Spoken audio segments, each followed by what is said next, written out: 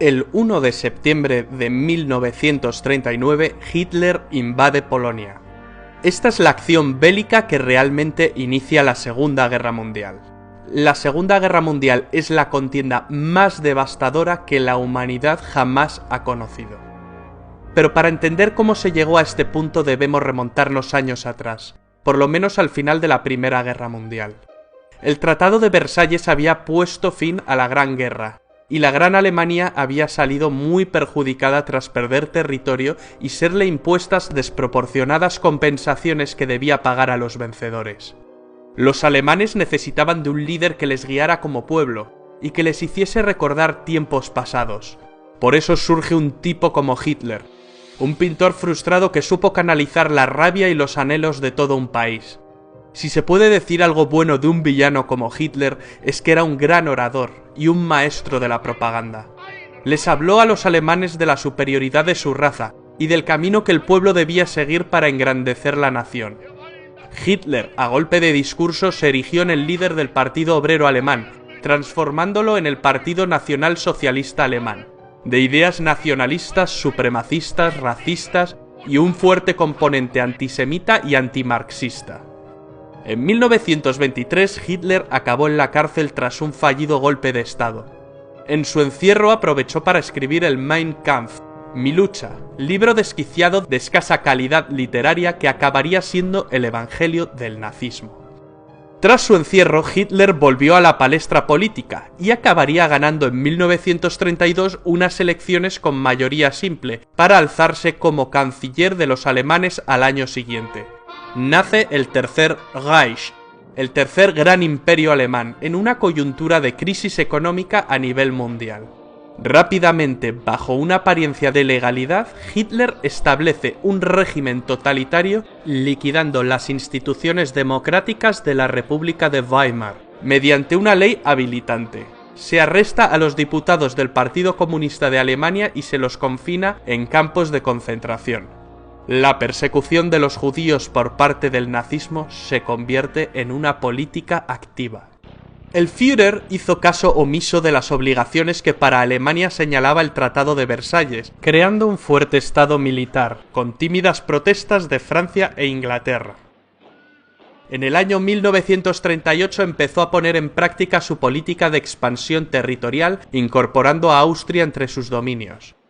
Ese mismo año, Hitler amenazó con desencadenar una guerra europea, a menos que los Sudetes, una zona fronteriza de Checoslovaquia con una mayoría de etnia alemana, fueran cedidos a Alemania. Para resolver el asunto se sentaron a hablar en Múnich alemanes, franceses, ingleses e italianos. A los checoslovacos ni les invitaron. El primer ministro británico Chamberlain y su homólogo francés, en un acto de tibieza y cobardía, ceden con tal de que la sangre no llegue al río. Mal calculado. Al año siguiente Hitler incumple su palabra y ocupa el resto de Checoslovaquia. Churchill criticó duramente a Chamberlain con la frase: «Hemos preferido el deshonor a la guerra, tendremos el deshonor y también la guerra». Y así fue. Para construir un gran imperio, los planes de Hitler pasaban por la anexión de Polonia. Polonia era un país surgido del Tratado de Versalles. Sus tierras antes habían pertenecido a Alemania, a Austria y a Rusia. A los polacos se les había concedido una franja de tierra para que el país tuviese una salida al mar Báltico a través del corredor de Danzig, partiendo Alemania en dos. Agosto de 1939. El comunista Stalin y el anticomunista Hitler, dos líderes totalitarios, sorprenden a medio mundo con el pacto Ribbentrop-Molotov, un tratado germano-soviético de no agresión. Dos enemigos irreconciliables firmaron no atacarse. 9 días después del pacto, Hitler invade la parte occidental de Polonia y 3 semanas después, los soviéticos se encontraban invadiendo la parte oriental. La invasión de Polonia hizo que por fin Inglaterra y Francia le declararan la guerra a Alemania. Alemania se tomó una pausa para reagrupar filas, mientras británicos y franceses se mantuvieron a la defensiva. Los periodistas llamaron a este periodo la Guerra de Broma. Los ingleses mandaron tropas a Francia para frenar a los alemanes, la Fuerza Expedicionaria Británica. Las tropas francesas e inglesas se parapetaron tras la línea Maginot, una línea defensiva construida tras la Primera Guerra Mundial que los franceses creían inexpugnable. Durante este periodo de calma, la Unión Soviética atacó Finlandia.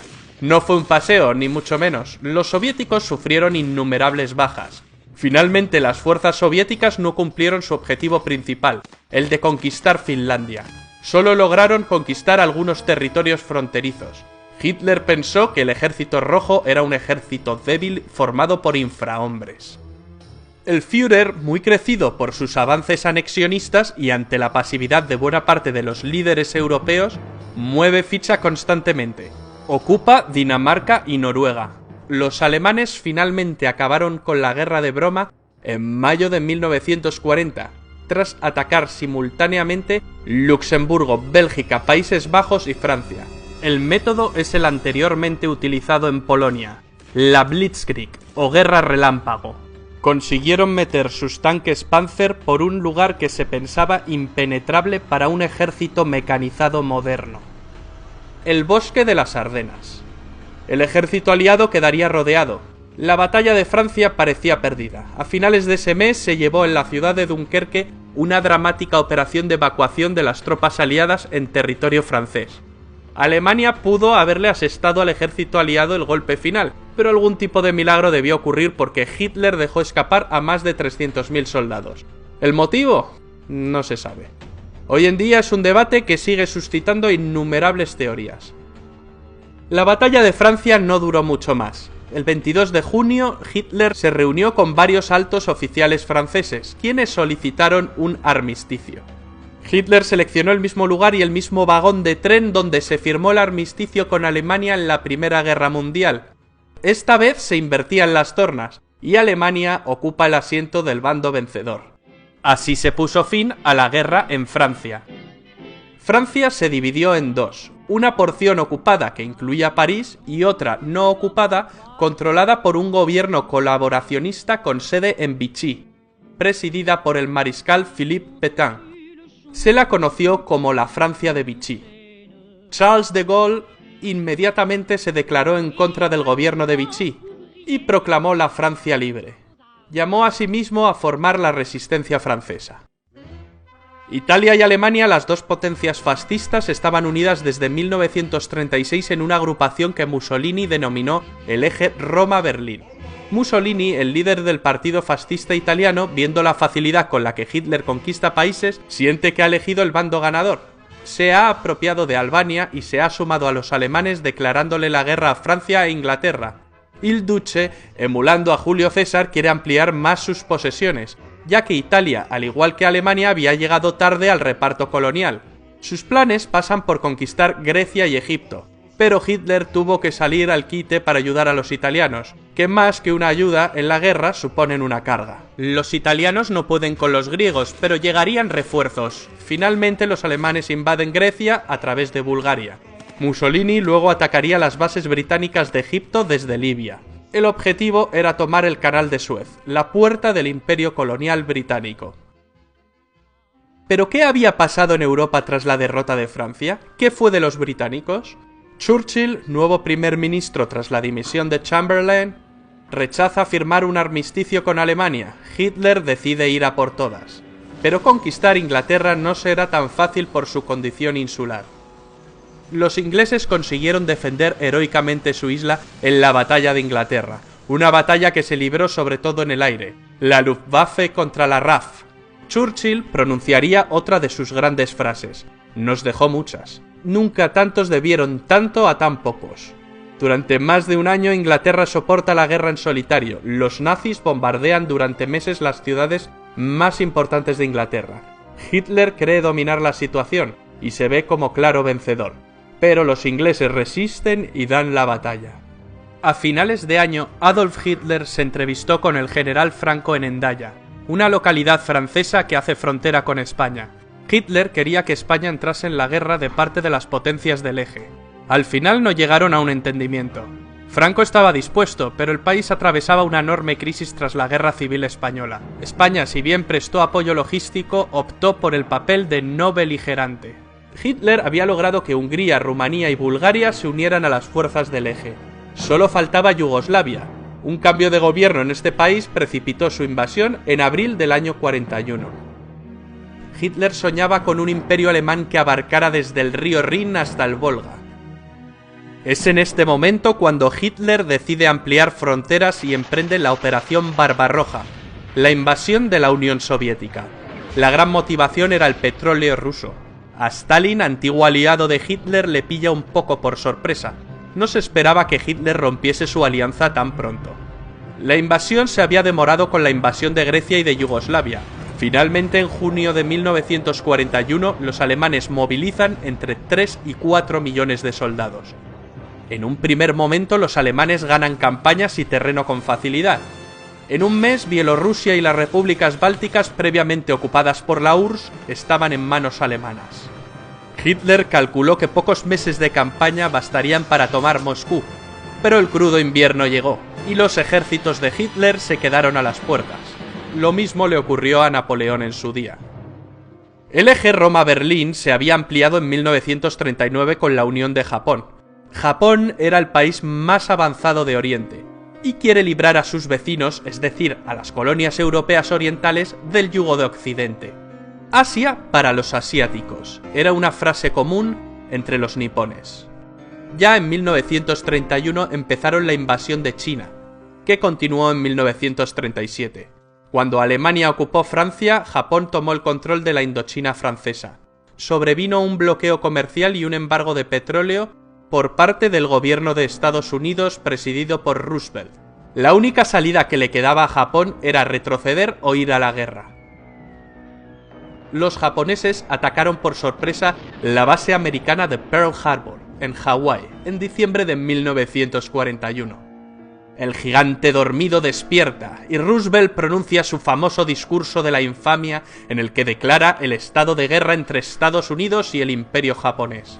Tras Pearl Harbor, los japoneses invaden Hong Kong y en cuestión de meses Singapur, Birmania, Tailandia, las Indias Orientales holandesas, Filipinas... Una especie de tsunami o guerra relámpago a la japonesa. La bandera del sol naciente ondea sobre el Pacífico. Y Hitler va y le declara la guerra a Estados Unidos. Con esto firma su sentencia de muerte definitiva. La derrota es solo cuestión de tiempo. Una batalla naval empieza a librarse en el Pacífico. En el Atlántico la batalla se venía librando desde el principio de la guerra. En este escenario, los U-Boot alemanes hunden una cantidad enorme de barcos aliados.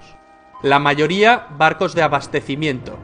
Para evitar la sangría, el papel de la inteligencia aliada fue clave, concretamente con el desciframiento de la máquina Enigma usada por los nazis. Algunos expertos señalan que la guerra se acortó 2 años por este motivo. En el Pacífico, en 1942, los americanos consiguen vengarse de Pearl Harbor 6 meses después, concretamente en la batalla del Midway, un duro revés para los japoneses, donde pierden 4 portaaviones. Las tornas se habían empezado a invertir. En Europa, Churchill aprueba bombardeos masivos sobre la población civil alemana. Mientras, en el norte de África, las tropas alemanas de Rommel y las italianas ganan algunas campañas, pero son derrotadas en las batallas del Alamein, que marcan un cambio de rumbo.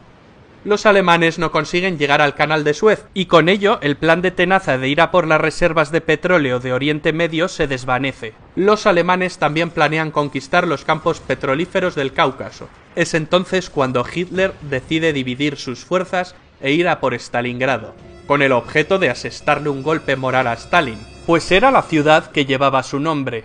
Mala jugada por parte del Führer. Aunque los alemanes conquistan buena parte del Cáucaso, sus tropas acaban retirándose, ya que su mirada estaba fija en Stalingrado. A principios de 1943, los alemanes se rinden tras la larga batalla de Stalingrado, la más sangrienta de la historia de la humanidad. La grave derrota de la Alemania nazi y sus aliados en esta ciudad significó un verdadero punto de inflexión, y fue decisiva en los resultados finales de la guerra. A partir de aquí, los alemanes ceden constantemente terreno a los rusos. En julio de ese año, los alemanes no consiguen frenar al ejército rojo en la batalla de Kursk, la mayor batalla de tanques de la historia. Ese mismo mes los aliados bombardean Roma, lo que provoca gran desmotivación en los italianos. Estaban convencidos de que los aliados nunca bombardearían la ciudad santa. Además saben que están perdiendo la guerra. Terminarían por renegar de sus antiguos aliados. Al poco tiempo deponen a Mussolini y lo arrestan. Duro revés para los alemanes, los italianos les han traicionado. El 4 de junio de 1944 los aliados llegaron a Roma y la liberaron. El 6 de junio un enorme contingente de tropas aliadas desembarcó en las playas de Normandía. Los alemanes, que ya retrocedían por el este, empiezan a retroceder por el oeste. El avance aliado es incontenible. No tardan en llegar a París. Cuando los aliados cruzan la frontera germana, los alemanes lanzan una desesperada ofensiva en las Ardenas, que no surte efecto. En el Pacífico las tropas niponas se desvanecen. Las acciones de los kamikazes solo retrasan la ofensiva estadounidense. En enero de 1945 el Ejército Rojo llega al campo de concentración de Auschwitz, Polonia, y libera a miles de prisioneros. La opinión pública empieza a conocer los horrores del Holocausto judío y su verdadero alcance. Más de 6 millones de judíos fueron asesinados por el régimen nazi. En febrero los aliados realizan el bombardeo de Dresde, uno de los mayores bombardeos sobre población civil de toda la guerra, resultando destruida casi toda la ciudad. En abril los rusos llegaron a Berlín y ganan la última batalla europea. Ese mismo mes se suceden el fusilamiento de Mussolini y el suicidio de Hitler. Finalmente la Alemania nazi se rinde incondicionalmente ante los aliados. Termina la Segunda Guerra Mundial en Europa, pero la guerra continúa en algunas zonas de Asia y Japón. Hicieron falta 2 bombas atómicas sobre Hiroshima y Nagasaki en agosto para rendir al incansable ejército del emperador Hirohito.